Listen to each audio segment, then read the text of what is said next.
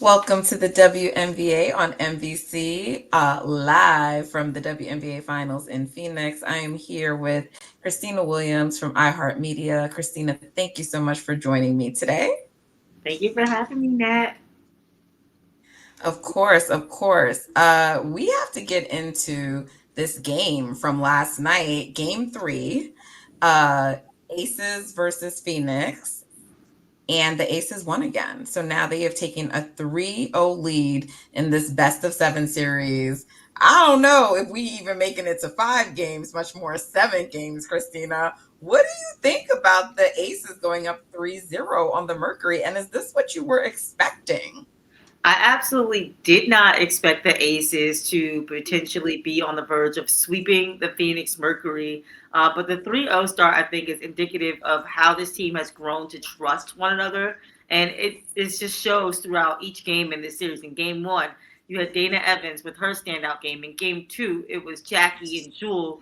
And then in game three, it was a little bit of everyone, but of course, MVP Asia Wilson, she sealed the deal with her game winning shot. And so I love that in the post game, Asia said that the mentality going into game three was just need to win one. That's the mentality game to game. With the Phoenix Mercury is just let's just get one win on the board. And so I like this team and how much they've grown. And I think that it's super fitting, right, for a team with the 4-time MVP, especially that shot, which adds to the legacy of Asia Wilson, adds to her resume when we talk about GOAT status, right? Like this shot is a shot that will go down in the history of the WNBA. If we look at the women's basketball side of things, you had Teaspoon with her shot, De'Erica Hamby's shot, you had Sabrina Ionescu last season, and now we have the Asia Wilson shot with the 2.2 seconds on the shot clock, by the way. Super poetic. Facts. You talked about that a lot last night about how that shot is poetic, and you just mentioned Asia and what that would mean, for her legacy. So, you and I have just discussed this on your show in case you missed it. But is Asia Wilson the GOAT, Christina? And if she's not, is she in that conversation? Right now, for this generation, Asia Wilson is the best basketball player in the world. At 29 years old, 2 championships, 4 MVPs, multiple Defensive Player of the Year awards, breaking massive records. I know when I was growing up and watching the W, Candace Parker was that person that I looked to. And we look at the record books, every stat is like since Candace Parker. 10 years from now, every stat is going to say since Asia Wilson. So I think that she is the GOAT of women's basketball for this generation of women athletes. She embodies what it means to be a GOAT. And if she wins her third championship in 4 years with the Las Vegas Aces, a team that she was drafted to, there's no doubt in my mind that, she'll be on that Mount Rushmore of greatest of all time, for sure. Yeah, I mean, there's just not enough you can say about Asia. It would also solidify the dynasty, right? For the Aces, it would be their third in 4 years. And so it's just remarkable when you think about the way this season has gone and the way people were talking about the Aces through this season. And of course, we, the public, the media, everyone has a tendency sometimes to overreact. So when the Aces uh, didn't, got eliminated in the second round last year, I don't know that we thought they were going to come out and have the challenging start that they had this season. But, there were a lot of questions about them. And for them now to be in the WNBA finals and to also just be so dominant, right? In these finals, whereas like the Mercury leading into this, they look like the more dominant team. Even though their first series did go the full distance, they went all 3 games. And their second series, they only went 4 games with the Lynx. And so the Aces went the distance in both of their series. And so the Mercury, I think, had some favor coming into this, or at least I still think that the Aces were favored, but I think people were like, the Mercury could challenge the Aces. And I know me, I said, oh, I think this series will go the distance. So I certainly wasn't expecting a potential sweep. Um, but hey, when you have Asia Wilson, that's what happens, right? I mean, I just think that's what it is. It's like when you had MJ, like there were other great players, but there was just Asia. And I love this quote from Becky Hammond where she's like, It wasn't any special play. Just give the ball to Asia, get out of the way. That's all that play was, you know? And I mean, come on now. Her stats last night were ridiculous. The most 30-point playoff games, with, 9 total, 34 points, Khristina, which was the finals career high, 14 rebounds, 3 blocks. She just continues to move up the leaderboard in WNBA history. You have been here. You are a pioneer in this space, and so you know a lot more about the history of this game than I do. But I just feel like even not even looking beyond of this generation, you have to, it's obviously opinion based, but you have to mention Asia up there with the other goats. I mean, just resume for resume, accolade for accolade, hers is up there with any of the best of them. Yeah, absolutely. I mean, I think about Cheryl Swoops, the Cynthia Coopers, the Candace Parkers, all the greats that came before Asia, who really laid the foundation for the type of player that Asia Wilson is. And if we want to, appreciate this moment, we absolutely have to pay homage to those who laid the foundation before her, right? And I think that, the legends, they love Asia. You see Cheryl Swoops sitting courtside, a 22 to 22, and just pouring into her. Dawn Staley was her former coach. So she's learned from some of the best. She has some of the best supporting her on her journey in the WNBA. So I think that she's absolutely in that GOAT conversation. But if you look at game 3 in particular, you brought up the stat of her points, 34 and 14. Over 50% of those points that she scored were contested shots, including that game winner over Tawana Bonner and Alyssa Thomas. But she also made an impact on the defensive end, right? Like, when I think the Phoenix Mercury only scored 18% when Asia Wilson contested a shot. So that just goes to show how great she is, not only as a scorer, but as a defender. And going back to the legacy of this potential third championship in the 4-year window, I think that is equally as important for her Hall of Fame head coach in Becky Hammon, right? Because Becky assumed the role of head coach for this team, taking over for legendary Bill Laimbeer, who constructed this roster. Everyone's like, oh, it's going to be easy because she already inherited a team that had this championship caliber.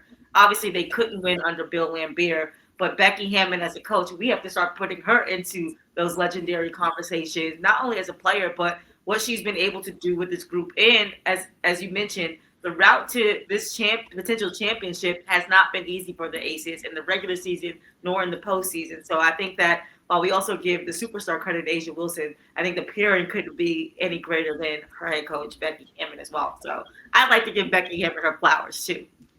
Yeah, no, that's an excellent point. And I imagine, should they win this series, that this one is probably going to hit different for them. I do want to talk about the Mercury, but I just want to ask Khristina, when that shot went down, because we're there, we're on Media Row, and Becky Hammon calls a timeout, and I know I'm immediately like, oh my gosh, Jackie, would have had a foul and could have gone to the free throw line. So I'm like, oh, Becky may regret that. Okay, I'm never going to question the GOAT and Becky Hammon again, because she called that timeout and went to Asia. And my goodness, I mean, social media just reacted to it. I mean, you see here, you brought up Dawn Staley earlier, but she was like, bah, referring to Asia as the GOAT. You see LeBron James reacting, Nike, other players around the league, her teammate Melissa Smith calling her twin, just everyone, Pau Gasol, like just everyone weighing in on the gravity of this shot. I mean, this is the thing legends are made of, right? And Asia in the post game was talking about, like, you dream about this kind of stuff. And so I love that I was able to witness that and be a part of history in terms of watching it and seeing history unfold right before our eyes. Yeah, absolutely. Like I said, this moment is going to go down as one of the greatest moments in women's basketball, period. And she did that with her signature shoe on. I mean, you couldn't have had a better ending. I think that those A1s, the value has gone up massively after that shot. I know I was up there on Media Row trying to film the last moment, and when she shot it, I watched the my phone went down because I was like, oh my goodness. And you brought up, Becky's Hammond's coaching decision with 5.5 seconds left in the game. Jackie Young is going for the layup. That just goes to show you how great of a coach Becky Hammon is in terms of her ATOs and coming up with the plays and schemes to win games, right? Like, she's one of the best ATO coaches, I think, in the league right now. And so smart play by Becky to call that timeout. And again, it just goes to show you, like I mentioned earlier, the trust that not only they have as a team, but how much Beckham and the coach trust her star player in Asia Wilson to seal the deal. So um, storybook ending for the Aces so far. Facts. Well, not going quite the way that the Phoenix Mercury imagined. And I thought there was a great question asked in the post game last night about, does this series feel closer despite it being 3-0? And it does, right? Because two of the games were close. Obviously, the only thing that matters is the result.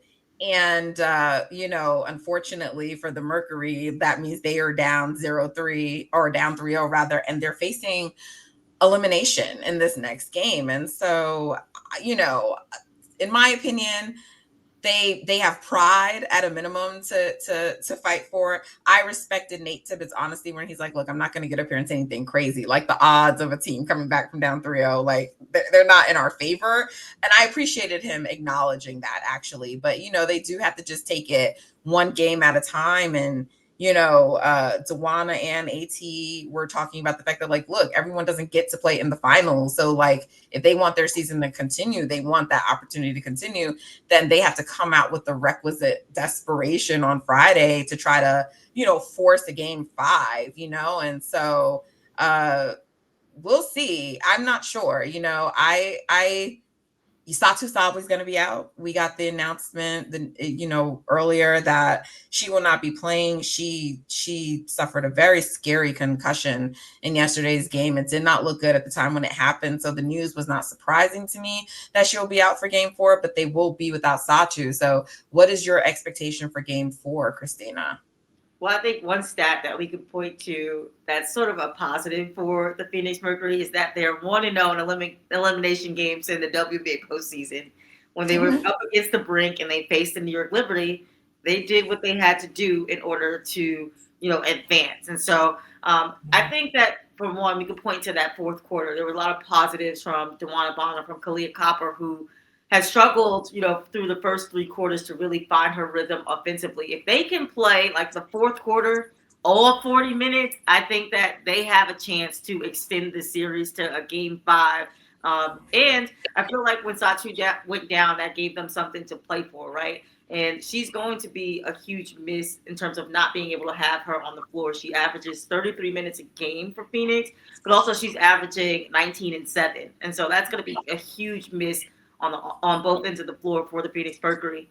I would like to understand their defense better. I know we kind of joked about it yesterday during the game, like what is going on defensively for the Phoenix Mercury. It just felt like a lot of mismatches were happening throughout the game, and that they were kind of throwing out anything and hoping it would stick.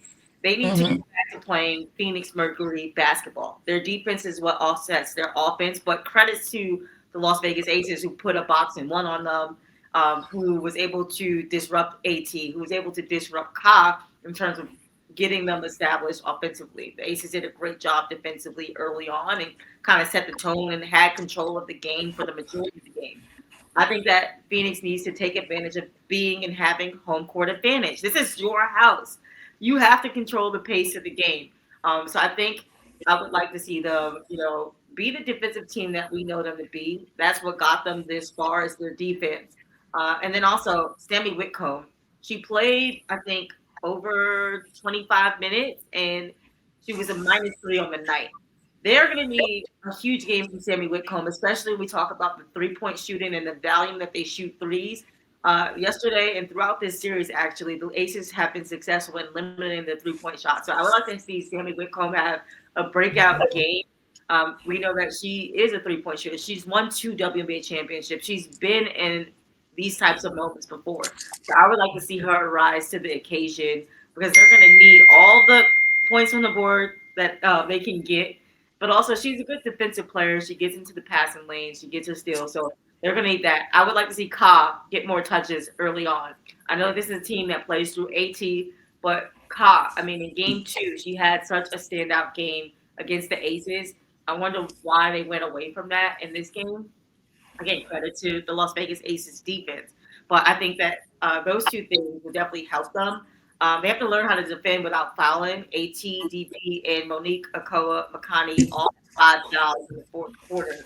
Those are like three of your key players, right? When you talk about the core and how they're able to establish themselves, they have to learn to defend without fouling, limit the turnovers. The Aces was able to, you know, get things going with off of their turnovers, and I guess those are the keys for me that I would like to see. Sammy Whitcomb defend without fouling. They were able to beat the Aces in a lot of different categories and points in the paint, second chance points, fast break points. So I think they just need to come out, be aggressive, and just play Phoenix Mercury basketball. That's going to be the key to extending the series against the Aces. Well, Khristina, thank you for that breakdown. We will see. We will both be, you know, in the building for that. So I don't know if they will extend, but I know that they need to show some pride and try to extend. Khristina, thank you so much for joining me today for the WNBA on NBC. Guys, please subscribe to our YouTube channel so you can continue to get up to date analysis on finals and anything, all things WNBA.